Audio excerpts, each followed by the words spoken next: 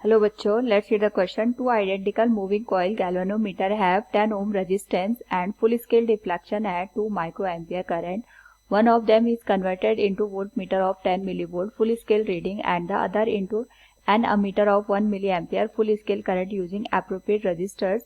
These are then used to measure the voltage and current in the Ohm's law experiment with R equals 1000 ohm resistor by using an ideal cell. Which of the following statement is are correct? Here we have 4 options. The measured value of R will be R is greater than 978 but less than 982 ohm. B. The resistance of the voltmeter will be 100 kilo ohm. C. The resistance of the ammeter will be 0.02 ohm round of the second decimal place. D. If the ideal cell is replaced by a cell having the internal resistance of 5 ohm, then measured value of R will be more than 1000 ohm. Now to answer this question, first we will discuss here the key concept, and here the key concept is given as conversion of galvanometer into voltmeter and ammeter. तो voltmeter के case में यहाँ पे जब भी हम galvanometer को use करते हैं तो हमारे पास जो गैल्वेनोमीटर होता है उसके सीरीज में हम यहाँ पे एक रेजिस्टेंस का यूज करते हैं. तो जो भी हमारे पास हमें एक्सेस अमाउंट की वोल्टेज होती है उसको इस रेजिस्टेंस के अक्रॉस ड्रॉप करवाना होता है, जिसकी वजह से जो हमारे पास मेजर्ड वैल्यू होती है गैल्वेनोमीटर के थ्रू हम मेजर कर सकते हैं. इसी तरीके से अमीटर के केस में यहाँ पे हम शंट रेजिस्टेंस का यूज करते हैं, जिसकी वजह से जो एक्सेस हमारे पास करंट आती है वो हम यहाँ पे जो शंट रेजिस्टेंस RSH हम यूज करते हैं I माइनस IG इसमें करंट फ्लो करेगी, उसके थ्रू यहाँ पे बाईपास हो जाती है. तो क्वेश्चन में यहाँ पे हमारे पास कंडीशन दे रखी है. Two identical moving coil galvanometer have 10 ohm resistance and the full scale deflection at 2 micro ampere. यानी हमारे पास यहाँ पे जो IG की वैल्यू है वो 2 माइक्रो एम्पियर दे रखी है और जो RG की वैल्यू दे रखी है गैल्वेनोमीटर का जो यहाँ पे रेजिस्टेंस है 10 ohm के बराबर है. One of them is converted into voltmeter. एक को हम वोल्टमीटर में कन्वर्ट कर रहे हैं और दूसरे को अमीटर में.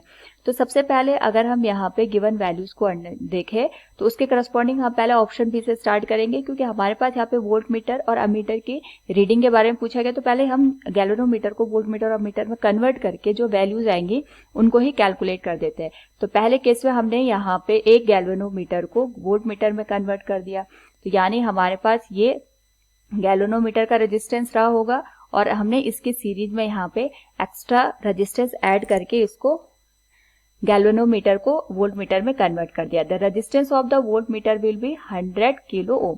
तो हमें ये चीज देखनी है कि हमारे पास इसका जो रेजिस्टेंस है 100 किलो ओम आ रहा है या फिर नहीं आ रहा है. तो क्वेश्चन के अकॉर्डिंग हमारे पास यहाँ पे एक और कंडीशन दे रखी है. The voltage and current in the Ohm's law experiment with R equals 1000 ohm resistor by using an ideal cell. ये हमारे पास सेकंड केस है. यहाँ पे सबसे पहले हम देखेंगे हमारे पास जो फुल स्केल डिफ्लेक्शन है वो 100 मिलीवोल्ट के बराबर हमें दे रखा है. तो हमारे पास यहाँ पे अगर हम होल वैल्यू को ऑब्जर्व करें तो जो भी हमारे पास पोटेंशियल होगा 100 मिलीवोल्ट का, ये तो फुल स्केल डिफ्लेक्शन के लिए हम यहाँ पे यूज कर रहे हैं. तो जो भी पोटेंशियल होगा वो हमारे पास यहाँ पे गैल्वेनोमीटर के रेजिस्टेंस में और यहाँ पे हमारे पास जो हमने एक्स्ट्रा रेजिस्टेंस यूज कर रखा है उसके करस्पॉन्डिंग ये ड्रॉप हो जाएगा. और साथ में यहाँ पे हमें एक और चीज पता है कि यहाँ पे हमारे पास जो फुल स्केल डिफ्लेक्शन में करंट की वैल्यू है IG की वैल्यू है वो 2 माइक्रो एम्पियर के बराबर है. तो ये दोनों सीरीज में कनेक्ट है. तो इसके करस्पॉन्डिंग हमारे पास जो फुल स्केल डिफ्लेक्शन का वोल्टेज होगा V इक्वल्स IG इंटू यहाँ पे हमारे पास रेजिस्टेंस सीरीज में है तो ये आ जाएगा RG प्लस RS के. और यहाँ पे V की वैल्यू है हमारे पास 100 मिलीवोल्ट, तो इसको मैं लिख सकती हूँ 100 इंटू 10⁻³ IG की वैल्यू 2 माइक्रो एम्पियर है तो 2 इंटू 10⁻⁶ आ जाएगा. RG की वैल्यू यहाँ पे 10 ओम दे रखी है और RS की वैल्यू हमें कैलकुलेट करनी है. तो यहाँ पे वैल्यू आ जाएगी 100 इंटू 10⁻³ ये आ जाएगा 0.1. तो वैल्यू आ जाएगी हमारे पास 0.1 divided by 2 into 10⁻⁶ equals 10 plus जो सीरीज में हमने रेजिस्टेंस यूज कर रखा है. अगर हम इसको यहाँ पे सॉल्व करें तो हमारे पास जो वैल्यू होगी that will be given as 0.1 into 10 positive का आ जाएगा ये divided by 2 equals 10 plus RS. और यहाँ से अगर मैं इसको सॉल्व करूँ तो 10⁵ आ जाएगा और ये वैल्यू आ जाएगी 0.5 के बराबर. 10 प्लस RS की वैल्यू यहाँ पे अगर मैं इस वैल्यू को थोड़ा सिंप्लीफाई करके लिखूं this will be 5 into 10⁴ -10 equals, ये हमारे पास सीरीज रेजिस्टेंस की वैल्यू आ जाएगी। हमारे पास ये जो वैल्यू है उसमें से अगर मैं 10 को माइनस भी करूं तो हमारे पास जो वैल्यू आएगी उसमें ज्यादा इफेक्ट हमें देखने को नहीं मिलेगा, यानी अप्रोक्सीमेट यहाँ पे हमारे पास रेजिस्टेंस की वैल्यू आएगी वो 5 × 10⁴ के बराबर ही रहने वाली है। हम अप्रोक्सीमेट वैल्यू की बात कर रहे हैं, या इसको मैं लिख सकती हूँ यहाँ पे 50 × 10⁻³ या 50 किलो ओम के बराबर। तो जो हमने यहाँ पे ऑप्शन में देखा था the resistance of the volt meter will be 100 kilo ohm, this will be incorrect one. इसकी जो वैल्यू है वो हमारे पास 50 किलो ओम के बराबर आ रही है। इसी तरीके से the resistance of the ammeter will be 0.02 ओम, इसको भी हम कैलकुलेट कर सकते हैं। जैसे हमने देखा था अमीटर में कन्वर्ट करने के लिए हम इसके पैरेलल में यहाँ पे शंट रेजिस्टेंस का यूज करते हैं, जिसको मैं यहाँ पे RSH का नाम दे देती हूँ। इसका यहाँ पे जो करंट है I वो डिवाइड होगी, यहाँ पे मैक्सिमम करंट IG जा सकती है और यहाँ पे I - IG के बराबर करंट जाएगी। RG और RSH यहाँ पे पैरेलल में है तो पोटेंशियल डिफरेंस सेम होगा, यानी IG RG will be equal to I - IG into shunt resistance. हमें यहाँ पे जो शंट रेजिस्टेंस है इसी की वैल्यू कैलकुलेट करनी है इस पर्टिकुलर केस में। IG की वैल्यू हमें पता है 2 माइक्रो एम्पियर यानी 2 × 10⁻⁶, इसकी वैल्यू 10 के बराबर है। और यहाँ पे क्वेश्चन के अकॉर्डिंग हमारे पास जो वैल्यू मेजर की जा रही है वो 1 मिली एम्पियर के बराबर है, यानी 1 × 10⁻³ इसमें से 2 माइक्रो एम्पियर 2 × 10⁻⁶ को हम सब्ट्रैक्ट कर लेंगे तो हमारे पास RSH की वैल्यू आ जाएगी, हमें कैलकुलेट करनी है बेसिकली। तो ये बनेगा 2 × 10⁻⁵, इसको मैं लिख सकती हूँ 0.001 और ये आ जाएगा हमारे पास यहाँ पे 2 × 10⁻⁻⁶, इसको अभी हम एज इट इज ही रहने देते हैं।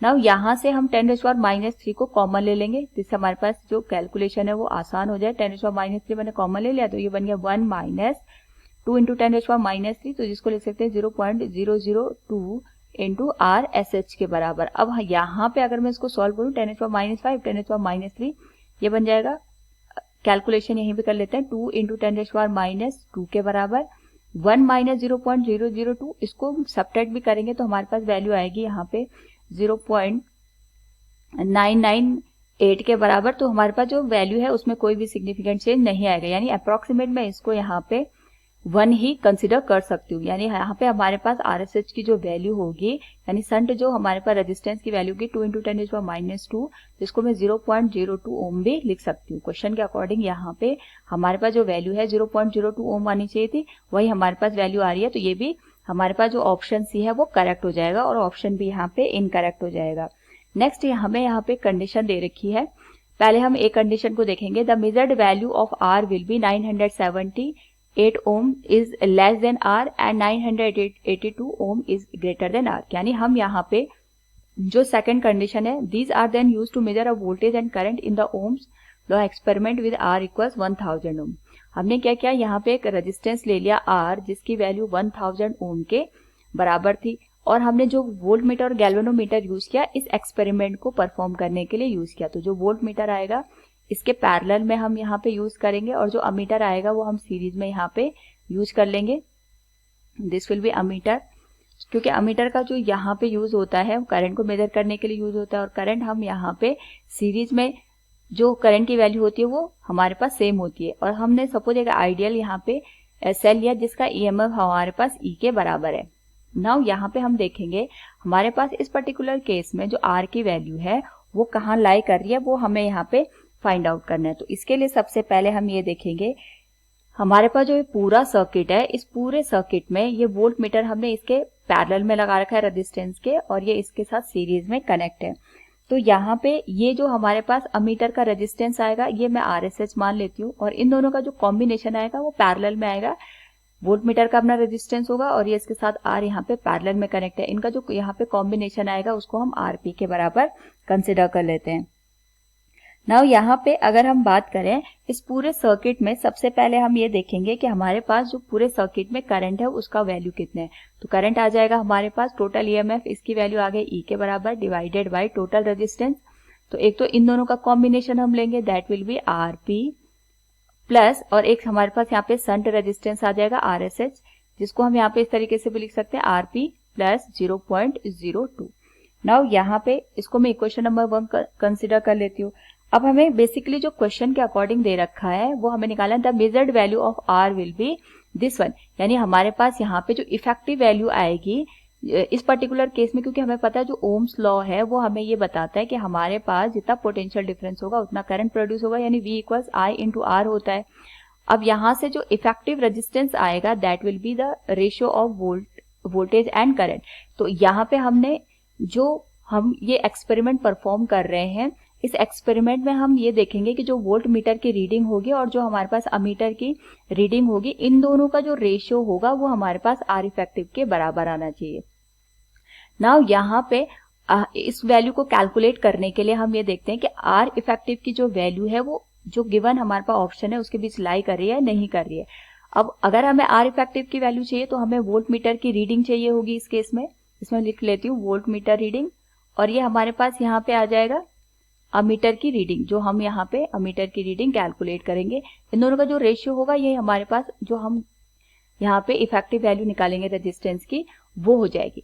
अब हमें अमीटर की जो रीडिंग है वो हम ऑलरेडी कैलकुलेट कर चुके हैं, क्योंकि पूरी सर्किट में यही करंट फ्लो कर रही होगी। अमीटर को हमने सीरीज में लगाया है तो अमीटर की तो रीडिंग हमें पता है ये I के बराबर है, और इसको मैं यहाँ पे V से इंडिकेट कर लेती हूँ वोल्ट मीटर की रीडिंग को।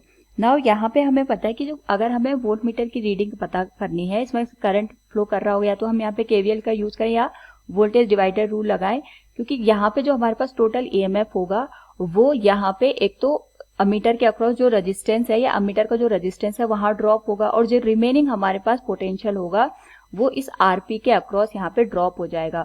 अब हमें पता है वोल्ट मीटर और रेजिस्टेंस एक दूसरे के पैरेलल में है, तो जितना पोटेंशियल यहाँ पे हमारे पास RP के अक्रॉस ड्रॉप होगा वही वोल्ट मीटर की रीडिंग हो जाएगी। इसको हम डायरेक्ट इस तरीके से भी निकाल सकते हैं, V इक्वल्स टोटल EMF हमारे पास आ गया, और यहाँ पे हमें ये ध्यान रखना है इन दोनों का कॉम्बिनेशन बना के हमने वैल्यू ले रखी है दैट इज RP। यानी अगर मैं सर्किट को अलग से ड्रॉ करूं तो ये RP आ गया मेरे पास और ये RSH आ गया, और इसके साथ हमने यहाँ पे जो EMF है वो यूज कर रखा है।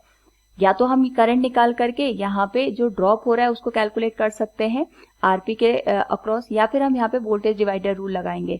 जो हमारे पास टोटल EMF है मल्टीप्लाइड विथ जिसके अक्रॉस हमें पोटेंशियल निकालना है उस रेजिस्टेंस को हम मल्टीप्लाई कर देते हैं divided by total resistance that is RP plus RS। ये हमारे पास यहाँ पे वोल्ट मीटर की रीडिंग आ गई। अब हम यहाँ से इफेक्टिव रेजिस्टेंस निकाल सकते हैं, ये आएगा E into RP divided by RP plus यहाँ पे हमारे पास जो रेजिस्टेंस है अमीटर का उसको हमने RSS से इंडिकेट किया तो हम उसको RSS से ही इंडिकेट करेंगे मल्टीप्लाइड बाय, क्योंकि मैं मल्टीप्लाई इसलिए कर रही हूँ क्योंकि डिवाइड में करंट आएगा I और I की जो वैल्यू है ये अपने आप में फ्रैक्शन में है। जो ये फ्रैक्शन निकल के आया है इसका हम रेसिप्रोकल करेंगे तो ये आ जाएगा RP प्लस 0.02 जो कि शंट रेजिस्टेंस की वैल्यू थी that will B divided by E। E से E कैंसिल हो जाएगा और हमें पता है यहाँ पे RSH की जो वैल्यू 0.02 के बराबर है तो ये वाली वैल्यू भी आपस में कैंसिल हो जाएगी। इसकी वैल्यू यहाँ पे RP के बराबर आएगी, और जो हमें पता है यहाँ पे RP is parallel combination of R resistance जो हमारे पास दे रखा था एंड जो वोल्ट मीटर का रेजिस्टेंस था, वोल्ट मीटर रेजिस्टेंस। और वोल्ट मीटर का जो रेजिस्टेंस था वो हम ऑलरेडी कैलकुलेट कर चुके हैं फर्स्ट पार्ट में, दैट वाज 50 किलो ओम।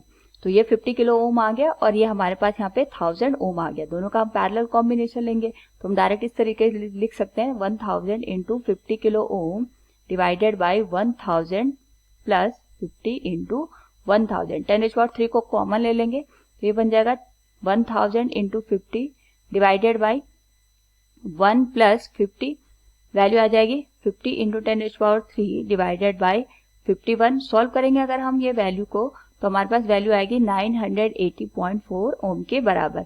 और क्वेश्चन में हमारे पास जो वैल्यू दे रखी है वो 978 और 982 के बीच दे रखी है, तो ये हमारे पास जो ऑप्शन है ये भी करेक्ट हो जाएगा, यानी आर की जो मेजर्ड वैल्यू है इन्हीं दो के बीच लाई कर रही है।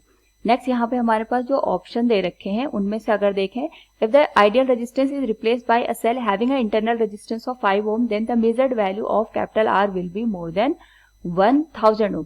तो हमारे पास जो इंटरनल रेजिस्टेंस है अब हमने उसको यूज कर दिया, सारी कंडीशन वही है, ये R है हमारे पास 1000 ओम का, बस हमने यहाँ पे वोल्ट मीटर यूज कर रखा है और इसके साथ यहाँ पे हमने जो अमीटर है उसका यूज कर रखा है, यहाँ पे बैटरी भी है और यहाँ पे इंटरनल रेजिस्टेंस दे रखा है 5 ओम का। सारी कंडीशन वैसे ही रहेंगी। जो हमारे पास R इफेक्टिव है अभी हमें वो कैलकुलेट करना है, that will be the ratio of कि इसका यहाँ पे हमारे पास रीडिंग कितनी आ रही है और इसकी रीडिंग कितनी आ रही है। तो हमारे पास जो वोल्ट मीटर की रीडिंग होगी और अमीटर की रीडिंग होगी उसे हम कैलकुलेट करेंगे। तो जो करंट आएगा total I, that will B total EMF E divided by total resistance. अब इसका जो कॉम्बिनेशन था वो हमने आरपी मान रखा है, इसका जो रेजिस्टेंस है आरएसएच है और ये 5 ओम के बराबर है। बस इतना सा चेंज आएगा, that will be RP plus RSH plus 5 ohm. ये तो करंट का हमारे पास एक्सप्रेशन आ गया।